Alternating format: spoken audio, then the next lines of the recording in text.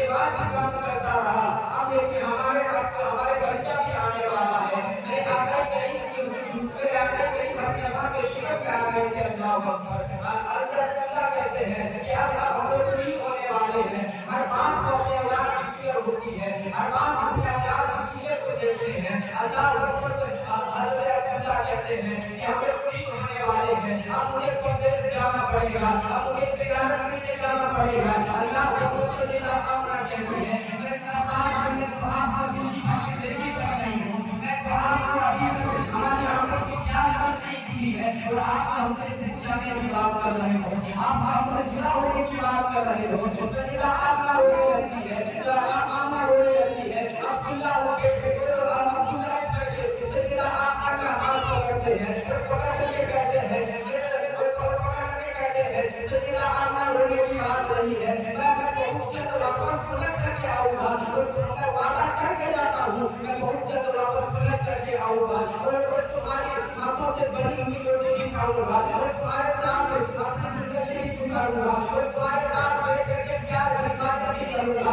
अल्लाह अकबर ये वादा करके हज़रत अब्दुल्लाह चले हैं। लेकिन क्या हज़रत अब्दुल्लाह जाने लगे, रास्ते ही में आप इंतकाल हो जाते हैं। किसी को मालूम नहीं था, किसी को पता ना था।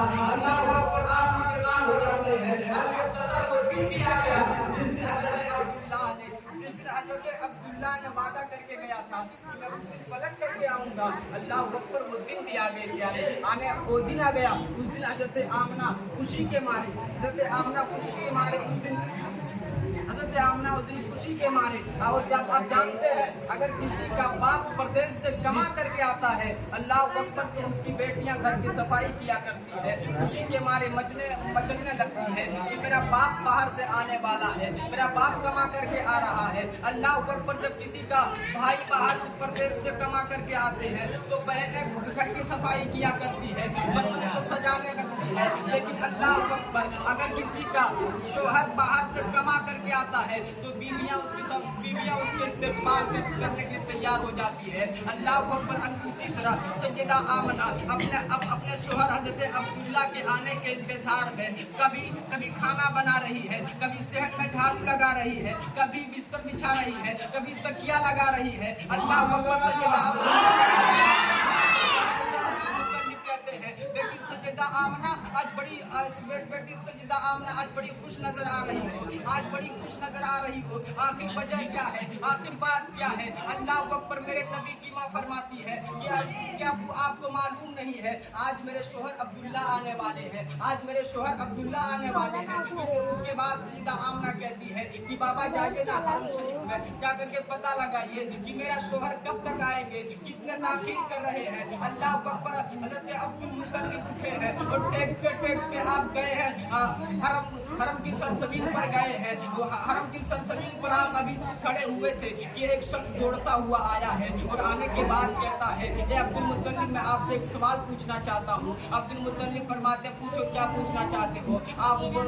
उसके बाद वो शख्स कहता है कि बताइए अगर अल्लाह नेमत दे तो क्या करना चाहिए, अगर अल्लाह नेमत दे तो क्या करना चाहिए। कहा कि अगर अल्लाह नेमत दे तो शुक्र अदा करना चाहिए, कहा अगर अल्लाह नेमत छीन ले तो क्या करना चाहिए। अब्दुल मुतल्लिब कहता जब अल्लाह नेमत छीन ले तो सब्र करना चाहिए। अल्लाह अकबर, उसके बाद उस शख्स ने कहा था कि अब्दुल मुतल्लिब आप सब्र करना है क्योंकि जो आपका बेटा अब्दुल्लाह था वो आप पलट करके वापस लौट करके नहीं आने वाले हैं क्योंकि वो रास्ते में इंतकाल हो गए हैं। अल्लाह अकबर, इतना सुनना था प्यारे। हज़रत अब्दुल मुतल्लिब रोने लगते हैं, आप कमर पकड़ करके जमीन में बैठ जाते हैं। अल्लाह अकबर, हरम की सरजमीन पर बैठ जाते हैं, रोने लगते हैं और सोचने लगते हैं अगर मैं घर जाऊंगा तो सजदा आमना को खाना बना करके अपने शोहर अब्दुल्ला का इंतजार कर रहे हैं, मैं जाऊंगा तो उसको क्या जवाब दूंगा।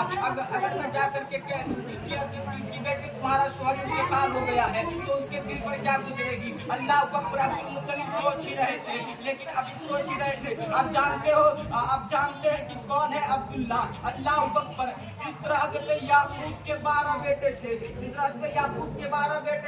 12 बेटे में सबसे ज्यादा हसीन और सबसे ज्यादा प्यारे हज़रत यूसुफ अलैहिस्सलाम थे, उसी तरह हज़रत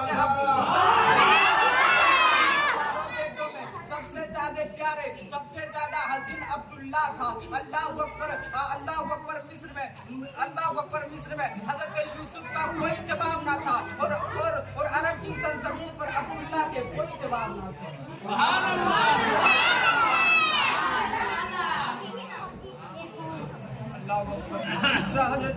जिस तरह मिस्र की सरजमीन पर मिस्र में हजरत यूसुफ अलैहिस्सलाम के कोई जवाब ना था, उसी तरह बंद होगा अरब की सरजमीन पर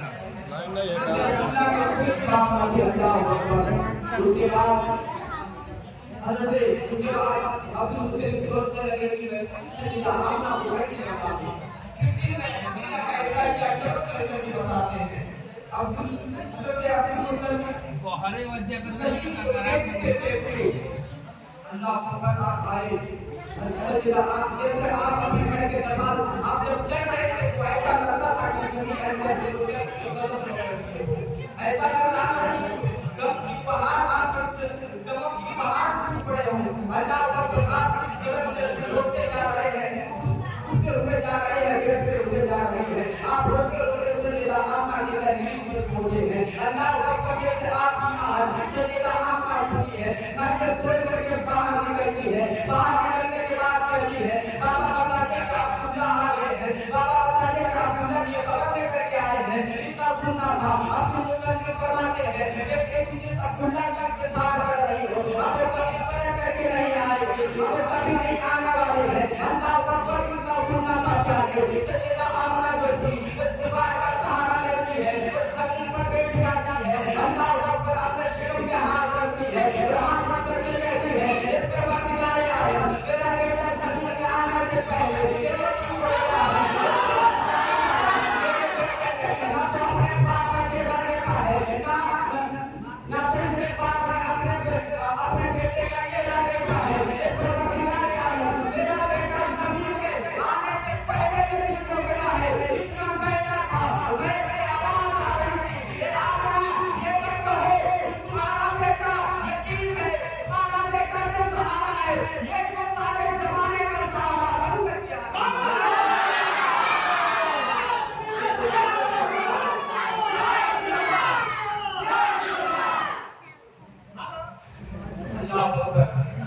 गैब से आवाज आ रही थी कि आमना ये मत कहो कि तुम्हारा बेटा बेसहारा है, ये तो सारे जमाने का सहारा बन करके आ रहा है।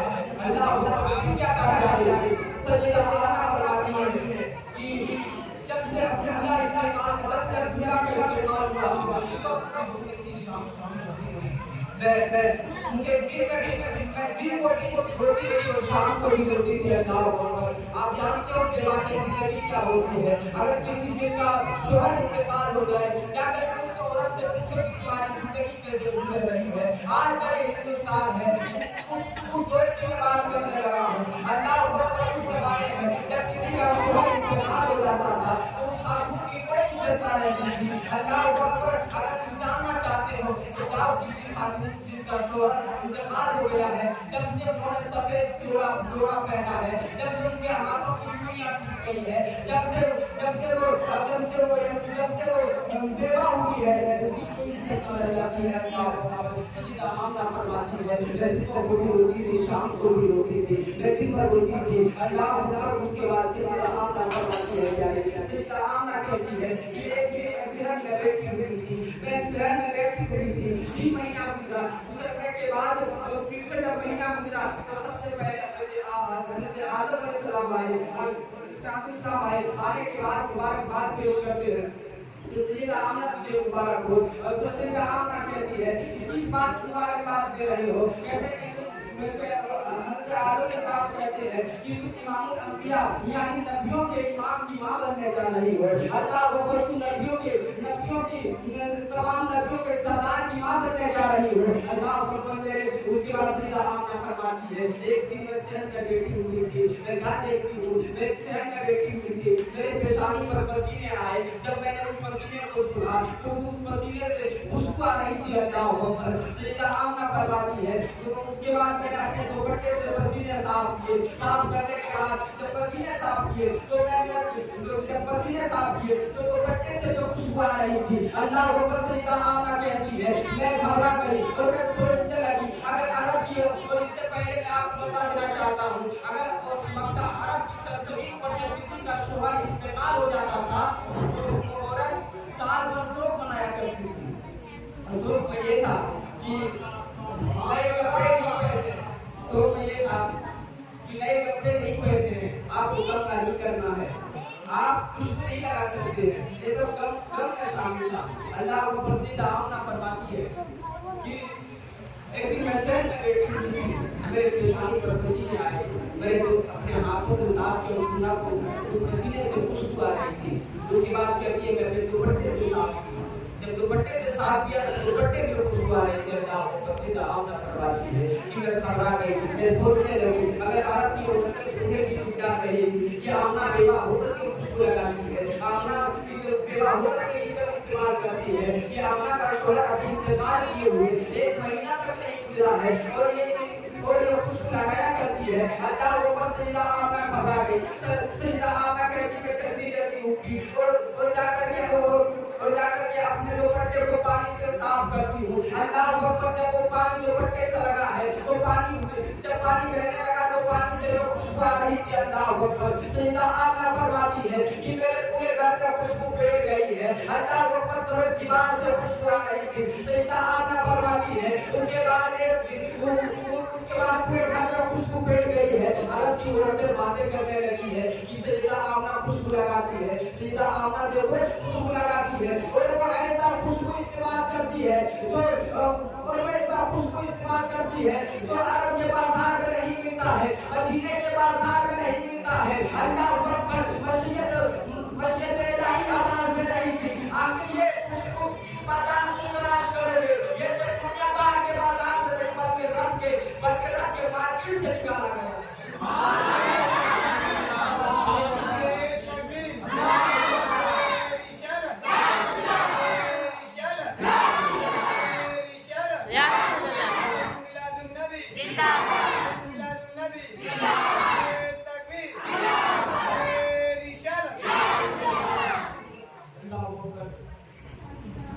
ये खुशबू किस बाजार से तलाश करोगे? ये तो अल्लाह के मार्ग से निकाला गया है। अल्लाह को उसके बाद एक दिन अब्दुल मुतल्लिब खाने काबा का तवाफ कर रहे थे। एक शख्स कुछ लोग आए जो इकट्ठा होकर उमरा करके कहने लगे अब्दुल मुतल्लिब आपसे इस बात एक बात पूछना चाहते हैं, भरपूर क्या पूछना चाहते हैं?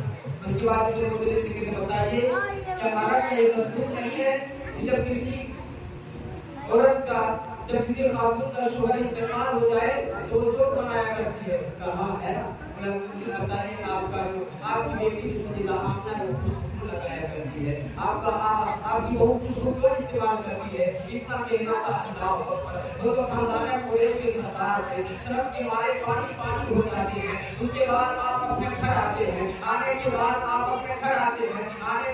आप अपनी बीवी हज़रत फातिमा से कहते हैं कि फातिमा मेरे नबी की दादी है, अल्लाह अकबर मेरे नबी की दादी का नाम फातिमा है। उसके बाद आप आते हैं, आने के बाद फातिमा से कहते हैं कि जाओ जाकर के सजदा आमना से कह दो कि वो खुशबू ना लगाया करे, वो तो इतना इस्तेमाल किया करे। अरब के लोग मुझे ताना दे रहे हैं। अल्लाह अकबर इतना सुनना था, जिस बात में डर था वही हो गया है। सजदा आमना बैठ करके रोने लगती है, अल्लाह अकबर रोने लगती है, रो करके कहती है कोई खुशबू इस्तेमाल नहीं करती हूँ, रोने लगती है। अल्लाह अकबर रोने लगती है। मेरे नबी की दादी फौरी तौर पर घर से बाहर निकलती है, निकलने के बाद जाकर के अब्दुल मुतल्लिब से कहती है कि देखो सजदा आमना रोने लगी है, मुझे बर्दाश्त नहीं हुआ, आप जाकर के चुप कराइए, उसका रोना मुझे देखा नहीं जा रहा है। अल्लाह अकबर इतना कहना था। अब्दुल मुतल्लिब घर के अंदर दाखिल होते हैं, जैसे आप हुजरे में गए हैं, सजदा आमना अदब से खड़ी हो जाती है, जिस अदब से खड़ी हो जाती है उसके बाद अब्दुल मुतल्लिब कहते हैं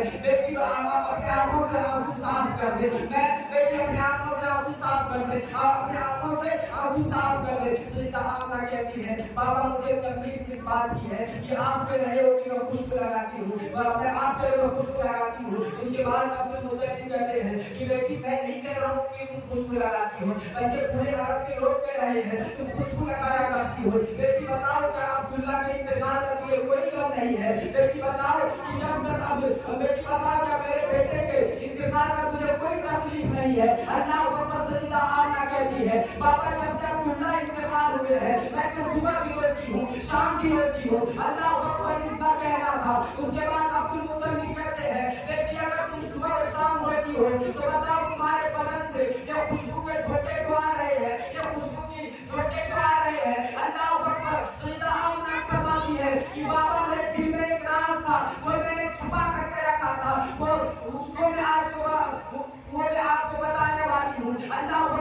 मुतल्लिब कहते हैं बेटी कौन सी राज है, और अल्लाह को सजदा आमना कहती है बाबा जब से आपके बेटे अब्दुल्ला की अमानत मेरे शिकम में आया है, शिकम में आई है, अल्लाह अकबर, मैं जिस गली से गुजर जाती हूँ, मैं जिस गली से गुजर जाती हूँ वो गलियां महक जाया करती है।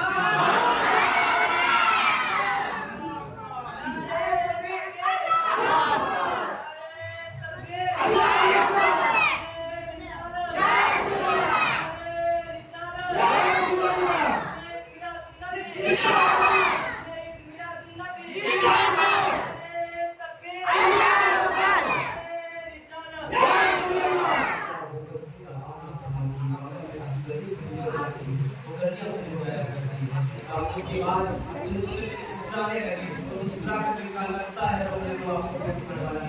अल्लाह अकबर, लगता है कि आप मुस्कुराने लगी। उसके बाद फरमाते हैं कि इससे पता होता है अब सुनो प्यारे की शान क्या है, अब जब गौर से सुना अल्लाह अकबर अपनी पत्नी फरमाते हैं कि बताओ और क्या होता है। उसके बाद सीधा क्या फरमाती है कि बाबा आप कभी कभी घर के सारे पानी लेकर के हरम शरीफ चले जाते हैं, बाबा आप कभी कभी घर के पानी ले जाते हैं मेहमानों के लिए, आप जाओ उसके बाद अम्मी मुझे गोल रस्सी लेकर के कुएं के पास भेजते हैं कि जाओ जाकर के पानी लेकर के आओ। बाबा आप तो जानते हैं कि अब्दुल्ला की अमानत मेरे शिकम में है, अगर मैं झूठूंगी तो तकलीफ होगी, अगर मैं कोई झूठूंगी तो तकलीफ होगी। अल्लाह अकबर कहती बाबा अगर कुएं के पास पानी लेकर के जाती हूँ, अल्लाह अकबर आज तक मैंने कभी कुएं में रस्सी नहीं डाली है। अल्लाह उसके बाद सीधा आमना फरमाती है बाबा अरब की सारी औरतें मेरा इंतजार करती है कुएं के पास कि अब सीधा आमना आती होगी। अब्दुल मुतल्लिब फरमाते हैं कि बेटी बताओ आखिर अरब की सारी औरतें, सारी लड़कियां तुम्हारे सारी लड़कियां कुएं के पास तुम्हारा इंतजार क्यों करती है। अल्लाह अकबर सीधा आमना फरमाती है कि बाबा जब मैं पानी लेने के लिए जाती हूँ और जब मैं कुएं के पास जाकर के खड़ी हो जाती हूँ और जब पानी मुझे देख लेता है तो खुद ऊपर आ जाया करते हैं, अल्लाह अकबर ऊपर आ जाते हैं। और बाबा जब तक मैं वहाँ खड़ी रहती हूँ पानी भी खड़ा रहता है और पानी भी खड़ा रहता है और बाबा जब मैं पानी लेकर के चलती हूँ तो अल्लाह अकबर पानी भी गोला करते हैं। अब्दुल मुतल्लिब फरमाते हैं बेटी बताओ तो सही आखिर पानी बोलता है तो क्या बोलता है। अल्लाह अकबर सजदा आमना फरमाती है बाबा पानी ये कहता है, पानी ये गोला करता है, ये पानी ये गोला करता है ए हौसले कौसर की माँ तुम पर भी सलाम और तुम्हारे आने वाले बेटे मोहम्मद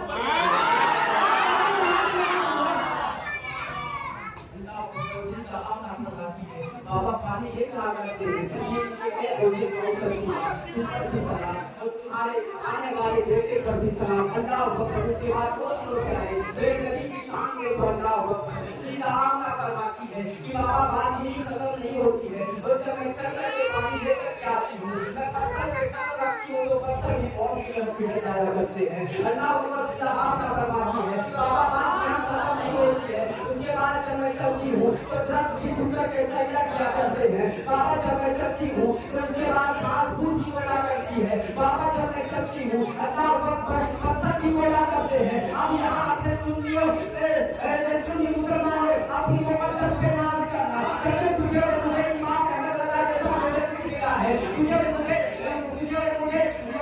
आजमत जैसा कुछ मिला है।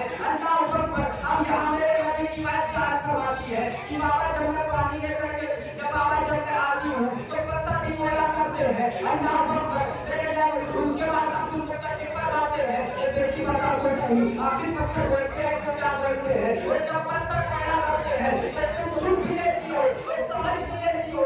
अल्लाह अकबर मेरे नबी की बात शान करवाती है बाबा मैं सुन भी लेती हूँ और समझ भी लेती हूँ। अल्लाह अकबर अब्दुल मुतल्लिब फरमाते हैं बेटी बताओ तो सही आखिर पत्थर बोलते हैं तो क्या बोलते हैं। तो सजदा आमना फरमाती है बाबा पत्थर ये बोला करते हैं कि बाबा पत्थर ये बोला करते हैं अस्सलामु वस्सलामु या सलामु वस्सलामु अलैका या उम्मे रसूलुल्लाह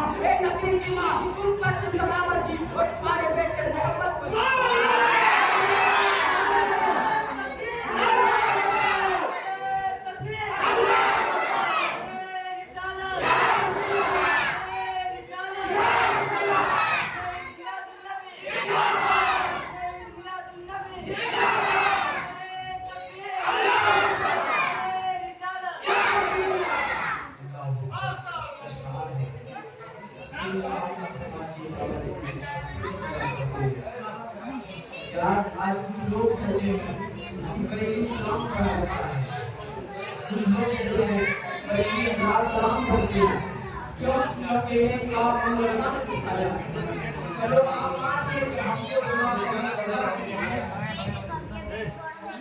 जब हम मानिए कि हमें इमाम ने मदरसा में सिखाया है, लेकिन बताओ क्या है, इन पत्थरों को किसने सिखाया, इन दरख्तों को किसने बताया था, अल्लाह इन दरख्तों को किसने बताया था, इन दरख्तों को किसने सिखाया था, इन पत्थरों को किसने बताया था। तो ये कब्रिस क्या बताएंगे, जिसका अकीदा खुद किसी नाली के गटर में पड़े हो, बताया है